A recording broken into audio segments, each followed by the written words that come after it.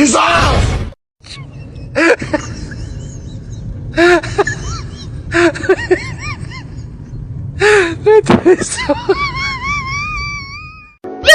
Photo. Aduh, bobo.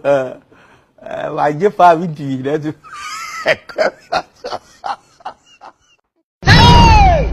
I don't want peace. I want problems always.